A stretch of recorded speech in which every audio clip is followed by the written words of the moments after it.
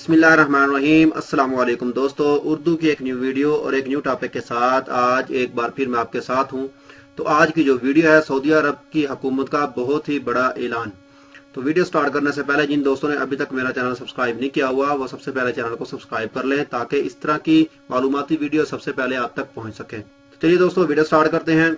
वीजे मनसूख कराने या फीस वापस लेने की सहूलत। सऊदी हुकूमत ने नए कोरोना वायरस की वबा शुरू होने से कबल वीजे निकलवाने वाले इदारों, कंपनियों और अफराद को बड़ी सहूलत दे दी। वीजे मनसूख कराने या फीस वापस लेने के फैसले पर अमल दरामद किया जा रहा है।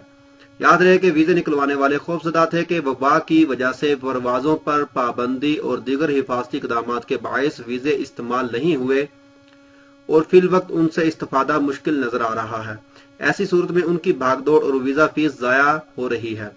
सऊदी अरब के अखबार 24 के मुताबिक वजारत अफरादी कुव्वत और समाजी बहबूद ने वजारत खारजा के तावन और इसके साथ यकजहती से ऐलान किया है कि जिन निजी इदारों या कंपनियों ने मुलाजमत के वीजे जारी कराए थे और वो वीजे इस्तेमाल नहीं किए गए या वीजे पासपोर्ट पर लग गए थे लेकिन कारकुन बैनुल अक़वामी परवाजों की मुअत्तली की वजह से सफर न कर सके, ये लोग वीजा फीस वापस भी ले सकते हैं और वीजा मनसूख भी करा सकते हैं।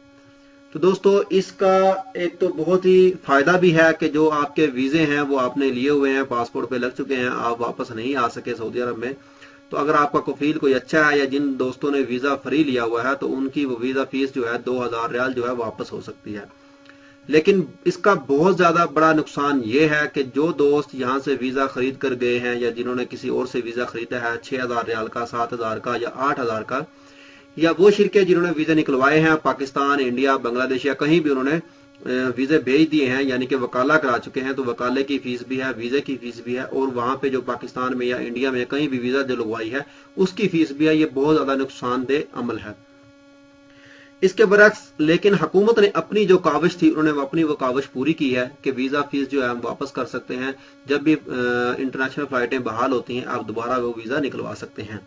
ठीक है, अगर आपका कोई कफील अच्छा है वो वीजा फीस वापस ले ले, दोबारा आपको वो वीजा फीस दे के वीजा निकलवा के वो आपको दे सकता है। अगर ऐसा नहीं है तो हरगिज ऐसा ना करें, वीजा फीस लेके आप बैठ जाएं, बाद में सऊदी या कोई शिरका भी है उसके बाद वकाले की फीस है, तो इस तरह से बहुत ज्यादा अखराजात आ जाते हैं।